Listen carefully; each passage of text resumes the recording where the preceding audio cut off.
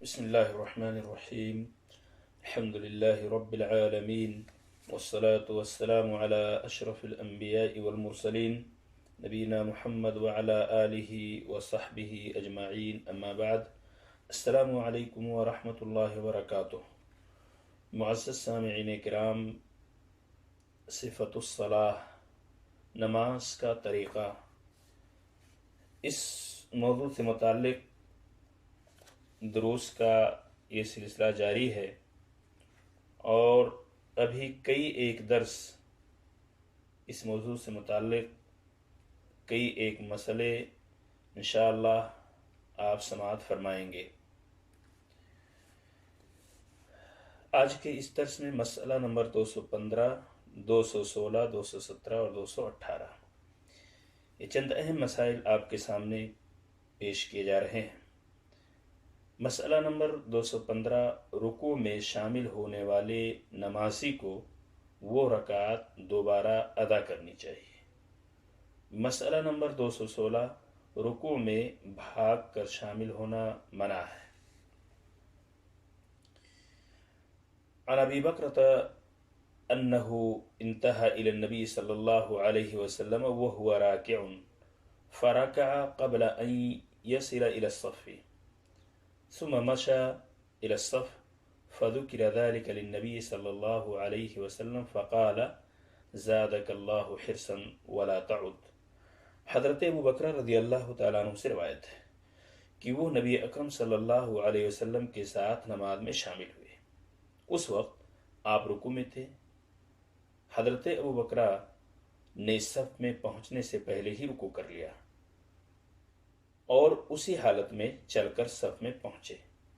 نبی اکرم صلی اللہ علیہ وسلم کو یہ بات بتائی گئی تو آپ صلی اللہ علیہ وسلم نے فرمایا، اللہ تیرا شوق زیادہ کرے، آئندہ ایسا نہ کرنا. اسے بخاری نے روایت کیا ہے.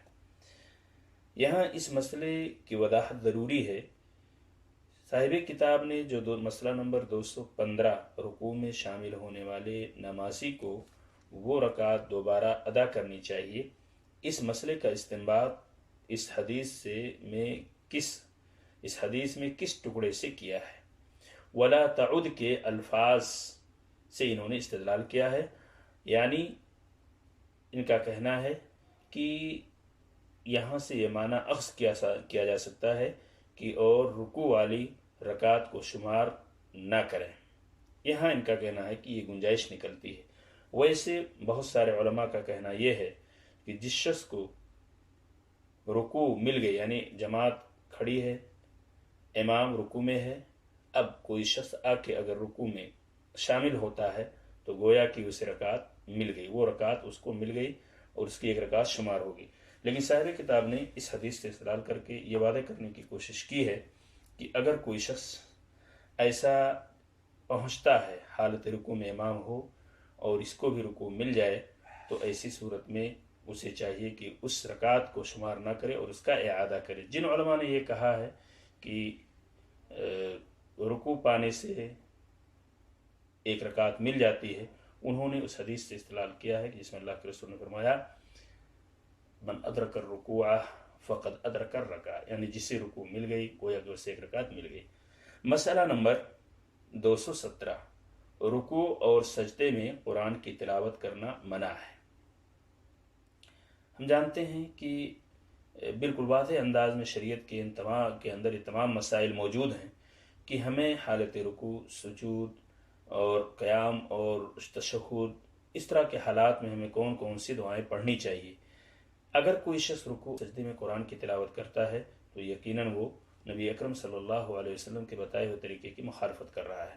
عن ابن عباس رضی اللہ عنہما قال قال رسول اللہ صلی اللہ علیہ وسلم الا انی نہیت ان اقرأ القرآن راکعا او ساجدا، رواہ مسلم. حضرت عبداللہ ابن عباس رضی اللہ عنہما کہتے ہیں رسول اللہ صلی اللہ علیہ وسلم نے ارشاد فرمایا، لوگوں یاد رکھو مجھے رکوع اور سجدے میں قرآن پڑھنے سے منع کیا گیا ہے. اسے مسلم نے روایت کیا ہے. مسئلہ نمبر 218، رکوع کے بعد اطمینان سے سیدھا کھڑا ہونا ضروری ہے. کتنے ایسے نمازی ہیں جو بالکل ایسا لگتا ہے کہ صحیح ڈھنگ سے کھڑے نہیں ہوتے ہیں اور پھر سجدے کی طرف روانہ ہو جاتے ہیں۔ تو یہ بہت بڑی غلطی ہے، اور اس غلطی کی نشاندہی اس حدیث کے اندر کی گئی ہے اور اس سے روکا گیا ہے۔ عن ثابت رضی اللہ عنہ قال كان انس ينعت لنا صلاة النبي صلى الله عليه وسلم فكان يصلي فإذا رفع رأسه من الركوع قام حتى نقول قد نسي رواه البخاری۔ اس حدیث کے مفہوم کو اگر دیکھا جائے اور سمجھا جائے تو مکمل طور پہ سمجھ میں آیا کہ ایسا شخص کرنے والا جو رکوع کے بعد قوما جسے کہا جاتا ہے، رکوع کے بعد کھڑے ہونے کو قوما کہا جاتا ہے، ایسی حالت میں اگر کوئی شخص کھڑا ہوتا ہے اور پھر مکمل طور پہ سیدھا نہیں ہوتا بلکہ رکوع سے اٹھنے کے فوری بعد سجدے کی کوشش کرتا ہے، تو یقیناً اسے چاہیے کہ حضرت ثابت رضی اللہ تعالیٰ عنہ سے مروی اس روایت کو پڑھے، اور حضرت انس رضی اللہ تعالیٰ عنہ اس روایت کے اندر جو بیان کیا ہے کہ نبی کریم صلی اللہ علیہ وسلم کس طرح نماز پڑھتے تھے، تو اس کو سمجھنا چاہیے ایسے شخص کو، اور نبی کریم صلی اللہ علیہ وسلم کے بتائے ہوئے طریقے اور کیے ہوئے طریقے پر ہی ہمیں عمل کرنا چاہیے۔ تو اس حدیث کا ترجمہ یہ ہے کہ حضرت ثابت رضی اللہ تعالیٰ عنہ فرماتے ہیں کہ حضرت انس رضی اللہ تعالیٰ عنہ ہمارے سامنے رسول اللہ صلی اللہ علیہ وسلم کی نماز بیان کرتے تو پڑھ کر وضاحت فرماتے۔ جب نبی کریم صلی اللہ علیہ وسلم کے طریقے کو بیان کرتے تو پڑھ کر بالکل وضاحت فرماتے۔ رکوع سے جب سر اٹھا کر قوما کے لیے کھڑے ہوتے تو اتنی دیر کھڑے رہتے کہ ہمیں گمان ہونے لگتا شاید حضرت انس رضی اللہ تعالیٰ عنہ سجدے میں جانا بھول گئے۔ اسے بخاری نے روایت کیا۔ اب اس حضرت انس کے اس عمل سے اندازہ یہ ہوتا ہے کہ وہ شخص جو رکوع سے اٹھنے کے فوری بعد سجدے میں جاتا ہے بہت بڑی غلطی کرتا ہے۔ حضرت انس اتنی دیر تک کھڑے ہو جاتے تھے کہ ثابت رضی اللہ تعالیٰ عنہ کہتے ہیں کہ ہمیں ایسا لگتا، کبھی گمان ہونے لگتا کہ ایسا تو نہیں کہ حضرت انس رضی اللہ تعالیٰ عنہ سجدے میں جانا بھول گئے۔ بھولتے نہیں، پر اس قدر اطمینان سے کھڑے ہوتے کہ جسم کے سارے اعضاء اپنی جگہ پہ آ جائیں برابر۔ قال ابو حمید رضی اللہ عنہ فإذا رفع رأسه استوى حتى يعود كل فقار مكانه رواه البخاری۔ حضرت ابو حمید رضی اللہ تعالیٰ عنہ کہتے ہیں نبی اکرم صلی اللہ علیہ وسلم رکوع سے سر اٹھاتے تو سیدھے کھڑے ہو جاتے یہاں تک کہ ہر جوڑ اپنی جگہ پر آ جاتا ہے۔ اسے بھی بخاری نے روایت کیا ہے۔ اور یہ تمام مسائل جو آج بیان کیے گئے ہیں 215، 216، 217 اور 18، یہ مجھے امید ہے کہ آپ اچھے ڈھنگ سے آپ سمجھ چکے ہوں گے۔ ہمارے لیے ضروری ہے کہ ہم نماز کے طریقے کو نبی کریم صلی اللہ علیہ وسلم ہی سے اخذ کریں، کسی اور سے نہیں، اور جس طرح اللہ کے رسول نے نماز پڑھی ہے صلو کما رأیتمونی اصلی کے تحت ہمیں اور آپ کو بھی اسی طرح پڑھنا چاہیے، کہیں کمی اور زیادتی نہیں کرنی چاہیے۔ اللہ تبارک تعالیٰ ہمیں رسول اللہ صلی اللہ علیہ وسلم کے بتائے ہوئے طریقے کے مطابق تمام عبادات کو انجام دینے کی توفیق عطا فرمائے۔ آمین۔ السلام علیکم ورحمۃ اللہ وبرکاتہ۔